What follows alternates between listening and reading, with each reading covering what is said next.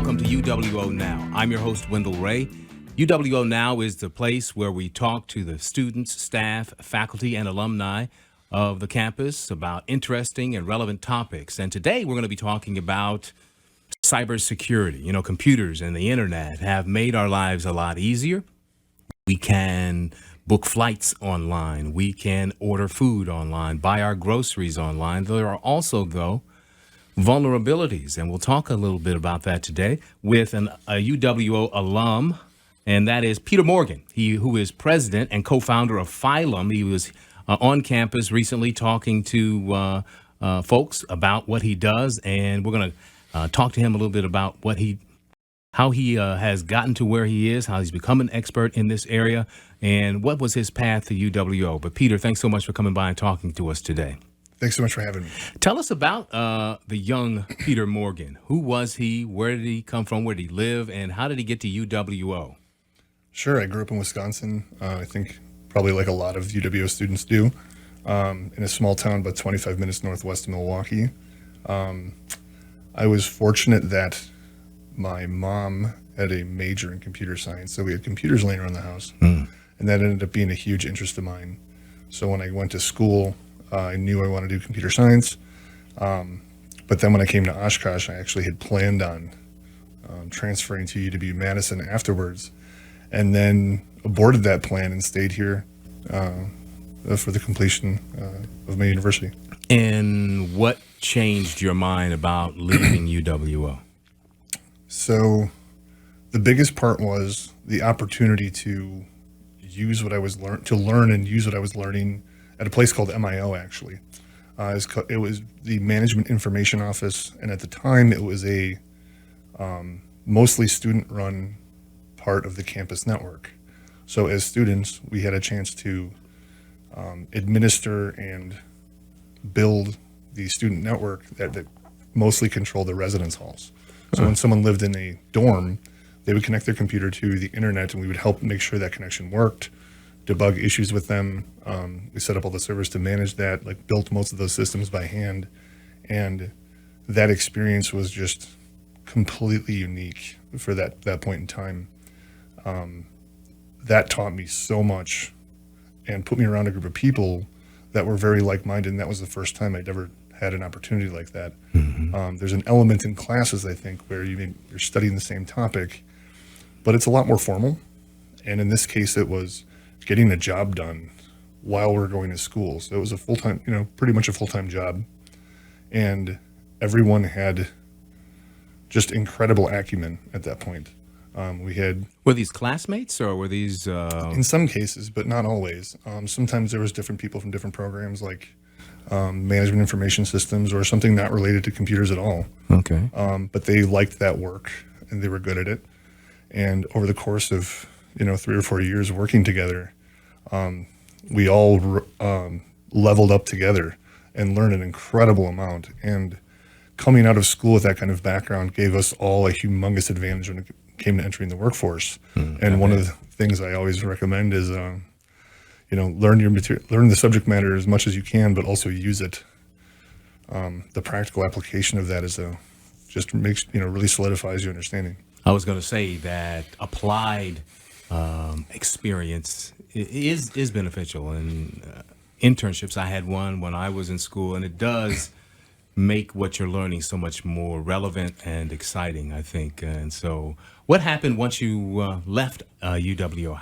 So you had obviously an interest in computers because of your mother, but so it was, I don't know if it was innate or what, but you had that desire, fascination with computers, and it carried through high school into college. And then what happened once you left UWO? Yeah, I'd always had an interest in hacking. And okay, so let me pause right there. Sure. Tell us about how that developed. Cheating at video games against my friends. Okay. Yeah. I think a lot of people who play video games can relate to that. This was I'm going to date myself a little bit, but this was back in an age when like the internet was kind of just burgeoning, and playing games over the internet wasn't really a common thing at this point. So you typically brought your computer to someone's house and you plug them in together and have what we called a LAN party at the time. And at that point in time, there wasn't the concept of like comparing the code on each computer to make sure it was the same. So I learned how to take apart the game, modify parts of it, so my copy was different than my friends. You learned that how? How did you learn that? A lot of trial and error, Okay. a lot of reading little bits of things online and just kind of poking at it. And that was something that, being willing to spend that amount of time to try to cheat at a video game against your friend and then having that kind of rush when it worked. Looking back, I didn't know that at the time, but like that's a pretty good marker for if you can get a rush out of something like that and really enjoy that result, it's probably a pretty good indication you're going to like doing that, professionally too. So you left UWO, and then what happens?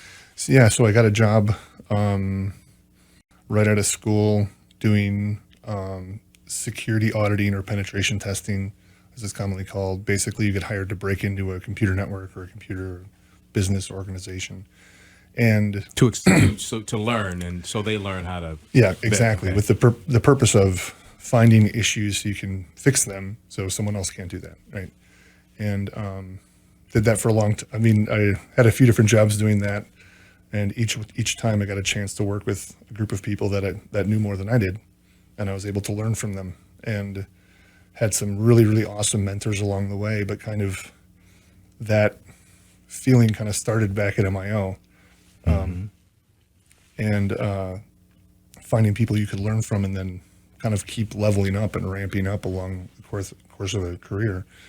And pretty soon I kind of had the tools I needed to start my own companies, and it's been very lucky on that for the effort, for over that timeline.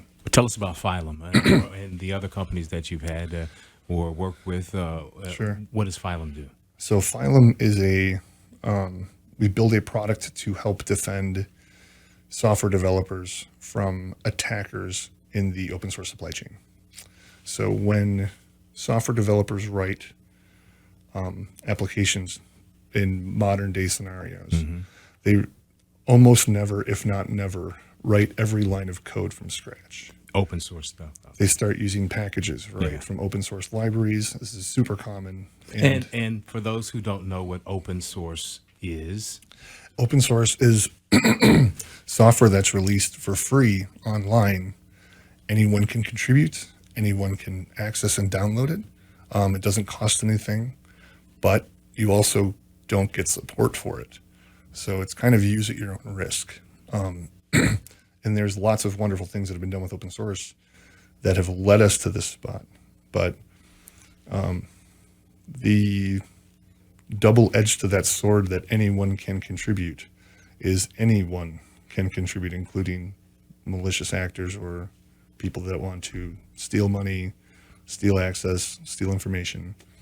And it's become a large target for attackers. So we built Phylum to address that concern and build products so we can make sure that software developers can use open source libraries as they have in the past, but defend them from those attacks in the future.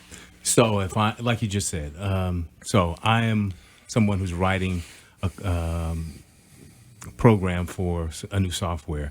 There are just certain steps in that code writing process that are common for many applications. And so you go and grab a piece of code that is open source. Right. Now, a hacker may have developed that source, maybe? Is that where the vulnerability may lie? Sure. So I think a good analogy is like if, the goal is to build a web application that's going to, let's use your example on ordering some plane tickets. Okay. So, but you want to aggregate results from a bunch of different airlines. So you could find some libraries that'll teach you how to talk to, you just plug into the software library to say, talk to United.com, talk to AmericanAirlines.com, talk to Southwest.com. And that library will probably know how to search for flights and return a list of them. And you can use those three libraries. And now instead of having to write a lot of code to go talk to those individual websites, the libraries will do it for you. They bring them all back, and now you can kind of sort those results and make decisions in your app, but you've probably saved yourself 70% of the actual code you'd have to write by using those libraries. So it speeds things up, and there's a lot of pluses to it. But when you use those three libraries, one of the things that's a challenge is each one of those may have their own dependencies. So let's say United.com software library, it needs these three libraries, and each of those three libraries needs 10 more. And by taking in those three libraries at the first level, you've just included 1,000 or 10,000 different software packages. And that's not a hyperbolic answer. That's probably realistic, actually. The amount of software that comes in with using open source software can be staggering, absolutely shocking. And as an attacker, it's a field day for an attacker. well, all I got to do is hide something 10, 15, 20 levels up in one of those dependencies that no one's ever going to look at because there's 10,000 of them. And if we looked at every one of them, no one would get anything done. So we need automation solutions to do this for us. And that was why we actually built Phylum. Oh, okay. So you're a scrubber, kind of. Yeah, kind of. We find malware, we find bad authors, bad actors in the supply chain. We find vulnerabilities, but we also, in another term, sweep the minefield, right? So try to keep it in a better state than we found it, but also, focus on organizations that are targeted from this, because that does happen quite a bit now. Yes, it does. As a matter of fact, I think I was reading that it's globally, it impacts businesses and governments in the hundreds of billions of dollars every year, and it's only going to continue to climb. Let's get to that in a second, but let's just talk about the average person who gets phished. Let's just talk about the different types of hacking that can happen to someone who just is, like I said, buying airline tickets or shopping online. What does your system look like? Or what would you advise to me or anyone else who is doing that type of activity? Yeah, we were just talking about something in a presentation this morning, and the simple, it's stuff that I think most people actually know, and we just called it eating your vegetables this morning. Don't open bad emails. Like everyone, I think, mostly knows that now. And a bad email is one you don't know who An email from someone, is. yeah, if it even looks fishy, don't interact with it. Don't click the link. If there's an attachment, don't execute it, of course. Does it hurt to open it? No. Okay. No. But don't. There have been a couple attacks over years where that was possible. That's the 0.01% likelihood kind of a thing. It's very little risk in opening an email. Just don't interact with it. But once you open it, see that it's kind of shady looking. Right. Delete. Right. Just get rid of it, and don't reuse your passwords.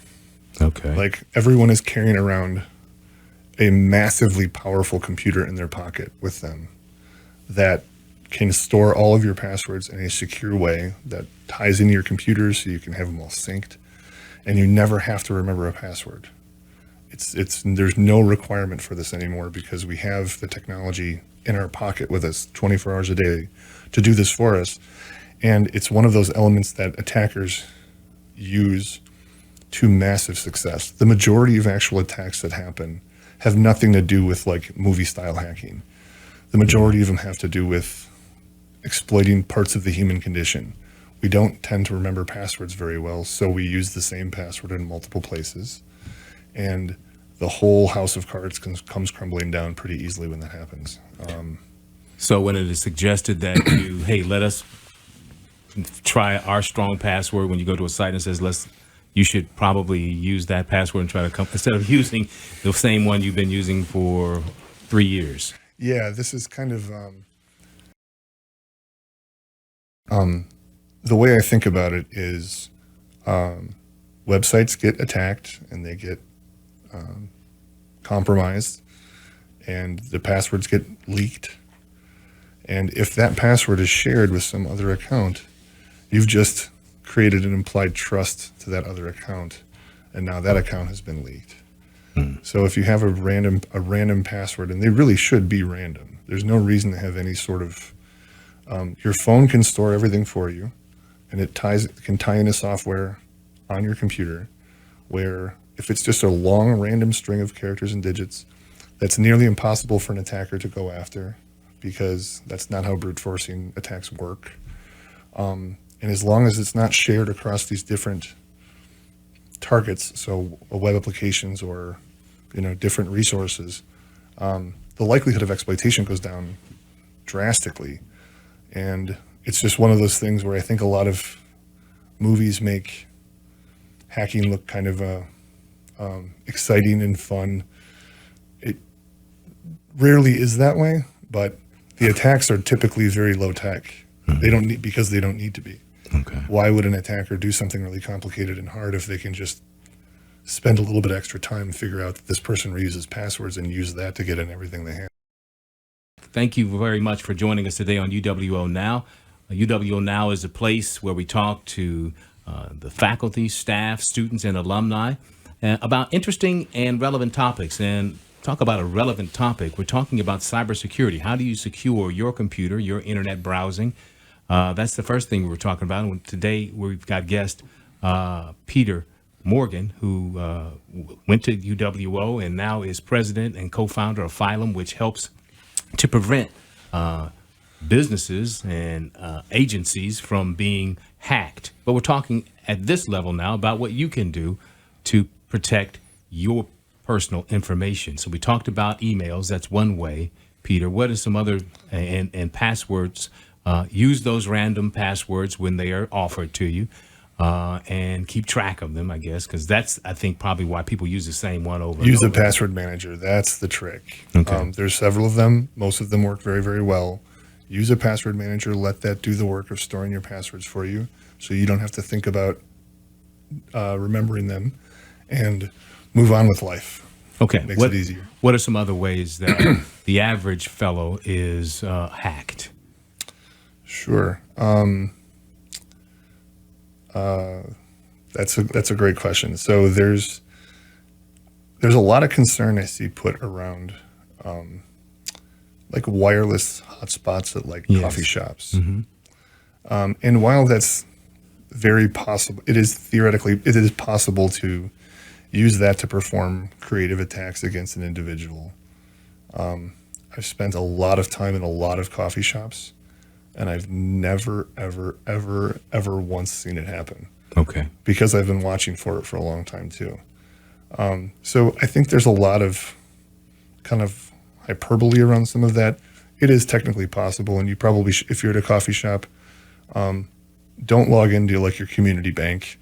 Like, that's a bad idea, right? Like, I think there's some obvious stuff there, but I think some of the parts are actually hyperbolized a little too much as well.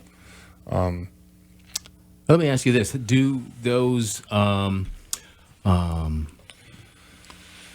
virus protection companies, and we don't have to name any that are out there that say will protect your computer, do they typically work? I have a big frustration with the majority of those, because I think they could do a much, much better job than they do. It's not a bad idea for someone who, let's say you don't really pay too much attention to, if a friend sends you a link, you just tend to click it. And if a friend, or you have other people that use the computer too, like maybe a parent or a grandparent, and you're not really sure how they kind of manage themselves or their internet hygiene, so to speak, it's probably a great idea to have something like that, because it can deal with a lot of the low-hanging fruit, and make it a little bit harder to catch something that's, we call a little more like a drive-by attack. So if you have a directed attacker, that might be someone who's like, I want to attack that company or that person, and they have a very formalized target that they're going after, versus someone who's kind of more of an opportunistic attacker. They put up a bunch of bogus websites, and sometimes they send those links around. And if you get to one, it'll prompt you to download a file, and sometimes people click yes. It happens. it's a very low percentage attack, but you want something to kind of cover you from that too. So most of the anti-malware pieces of software do a fairly decent job. They're not going to stop anything super creative or advanced, but for the cost, and typically they're bundled for free or a very low cost, they do okay. Okay. All right. So that's the average person. That's me and everyone else who's out there using the internet. But I would imagine that what you do is at a little higher level. So, and we talked about how this is affecting not only businesses, but I would imagine governments are not only subject to hacking, but probably there are governments that are also hacking. Without saying it, but probably I would imagine that there are people out there trying to, at some level, figure out what the other country is doing. So tell us again what we need to know about cybersecurity on a much higher level, which Sure. is, I would imagine, what Phylum helps to do as well. So that is happening. Like governments are attacking each other 24 hours a day, 365 days a year, constantly, always. There's a fourth war happening kind of just underneath the surface of the water constantly. And that will continue forever. There's just too much to be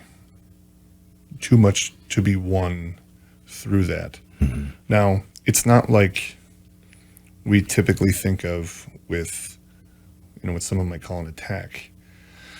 When you read in the news about like a company got ransomware or a Colonial Pipeline got ransomware and it shut down the pipeline operations for a while, that caused an event, that caused a discernible thing to happen that was identifiable, and you could realize the majority of the attacks that are happening with government style nation state actors are intelligence collect operations. So these are very, very long operations, very quiet, very slow, because the entire goal is to be embedded and never be detected. But these aren't things we really have to worry about as normal citizens too often, unless you're doing something very, very bad. Well, let's talk about then small businesses. Sure. Which can not only be hacked, but be hacked repeatedly because they just either don't have the software, they don't know, these small businesses may not have the technology. Let's talk about them. How do they protect themselves? What do they need to know? And, they may be out there thinking, I sell hardware. Why would I need to worry about somebody hacking my system? Yeah, it's I always encourage people to think about the threat model. And that is, it's kind of a formalized way of thinking about how threat actors operate, why they target certain assets, what countermeasures. It's a formalized way of thinking about this kind of entire question. And for most businesses, they'd say the threat model they shouldn't be concerned with things like nation state actors coming after them. Okay. Because that's fairly true. Even in individuals, unless you have a certain profile as a journalist or a politician or a super influential business person, it's unlikely that you'll be targeted by a nation state either. So you shouldn't really try to defend yourself against a nation state because the likelihood of that is so low.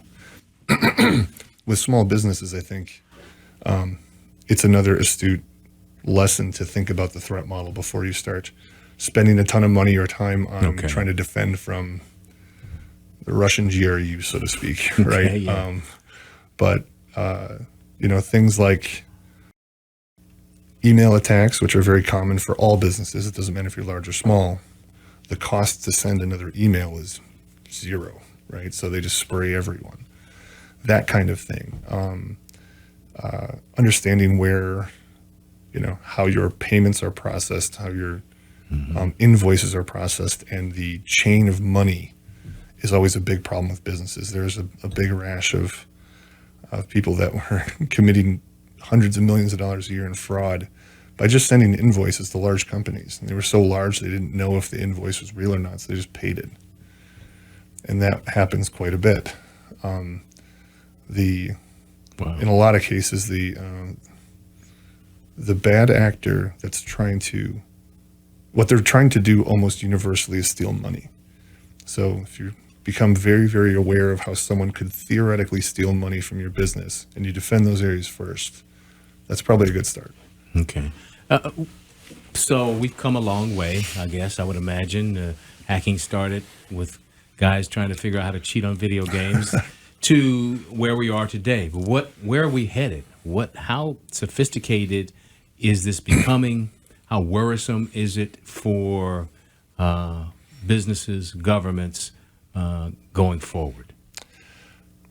I think there's a lot of ways to look at it where it would be, kind of doom and gloom because we see computers everywhere. Yeah. They're integrated with everything, and it's very easy to say it's getting a ton worse, but I don't think the evidence actually supports that, and it's not the way I see it. Okay.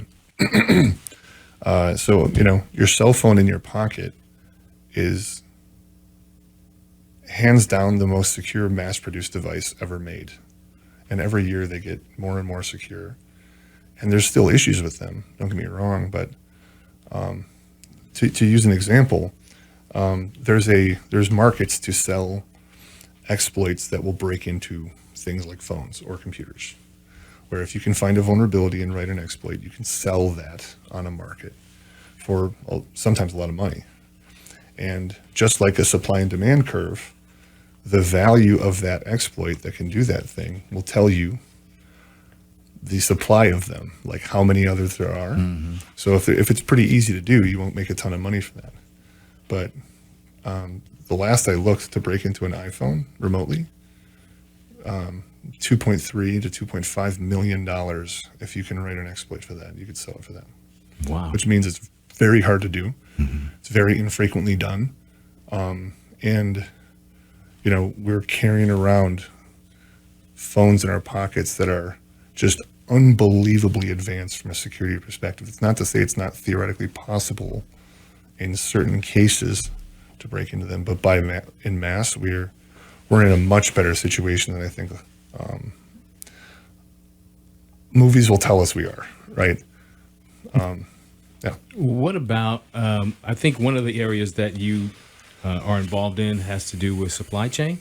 Mm-hmm. Tell us about that and how your business works to protect supply chains. Yeah, so we work on the software supply chain. So as we were talking about those libraries that other organizations use to build their software, and if you think about that as a graph, so a piece of software imports a library that it uses to perform some function, and that library, That's okay. And that library has another library that it imports. The realistic model of that graph is you use 100 libraries, and those 100 use another 1,000, and those 1,000 use another 10,000. And all of a sudden you have this humongous graph of software. Now, where those libraries come from and who works on them and how they get to where they are, that is just like a supply chain. Mm-hmm. We're taking a software component and embedding it into another software component, and that happens in a chain. So trying to help defend that supply chain from attackers, because again, anyone can contribute code to any part of that. So if that means an attacker can do the same thing, if they want to, suggest some changes in this upstream package or make a new dependency that downloads a crypto miner, it's very hard to detect. And once it happens, those attacks happen very quickly, and they're usually most organizations are completely unaware it ever happened. So we're talking today with Peter Morgan, who is a cybersecurity expert and also deals with cybersecurity supply chain issues, computer supply chain issues, software supply chain issues. And one of the questions I've got to ask you is, how do you stay current? How does someone in your position stay one step ahead of the bad guys? It is, I can't. It's completely impossible now. I can stay mostly current in my domain. So in software supply chain security, we're doing a lot of work and actually doing a lot of the research that is pushing a portion of this industry forward, I like to think. But there's so much happening in security, not including like all of IT or tech and that generalization, but just in security, that it's impossible to stay up to date on a minute by minute basis. I would imagine, yeah. Read a lot of conference presentations, read a lot of papers. It is a full-time thing. Yeah. I'm very fortunate that I like that kind of work. So it's fun to stay up to date on this stuff, but it's also one of the most exciting parts of it is there's so many new developments and new ideas, and there's always something right around the corner where a new idea could change everything, how you understand something today. And it's also possible you could be the person to find that idea, right? So research and, the iterative improvement of understanding is something that, we're all kind of dealt with here. The adage I use with security quite a bit is, if you think back to kind of how wars were fought hundreds of years ago, and at some point there was a person that like had most of the swords, and they were in a good spot because they could sell swords. And then someone invented a gun. Mm. And the person who had the swords would have really liked to go uninvent that gun because kind of made their stockpile less valuable. Security is kind of always in that state where our concepts that we have and the ways we defend things and the way we think about how attacks happen, the way we understand this, it's always at a razor's edge where one more thing could happen that changes a lot of that. Maybe not all of it, but a lot of it. So it's kind of an always improving, always evolving field, which, I really like that about it. It's, but it is a lot of work to stay up to date on. And you do your work anywhere? Do you have a desk you sit at, or can you do what you do anywhere? Yeah. So I've been running remote teams since about 2010. Okay. Because the majority of the people I try to hire, I need to have some pretty crazy skill sets that are very, very hard to find. And to be competitive with compensation to hire people like that, it's often valuable to have let them work remotely, let them live wherever they want, just make sure they can do the work. And now with COVID and kind of the events in 2020, a lot of businesses went to either fully remote or hybrid. But when we started Phylum, we opted to be fully remote. So we have all of our employees are all over the world. We come together once a year and we get on a lot of video calls and stuff. But for us, it's more about can you do the work? Are you collaborative and do you work well with others? Not where are you? It's just we can do a lot. We can do a lot remotely these days. That's great. And thank you for the work you do. I'm a point and click guy. That's about as much as I know. But I want to say thank you for coming by and talking to us today on UWO. Thank you for the work that you're doing as well, because clearly it's helping and it's making a difference and it's keeping a lot of our information safe and our businesses running. So thanks so much for being with us today. Thank you so much for having me on. Okay, that's all the time we're going to have today on UWO Now. Remember to check us out regularly with the UWO Now podcast. You can catch the latest episode at, as I mentioned, WRST.org, Spotify, Apple Podcasts, Amazon Podcasts, Google Podcasts, and of course, you can watch the episodes on the UWO YouTube page. That's all the time we have for this particular episode. Thanks so much for listening. I'm Wendell Ray. Until the next time.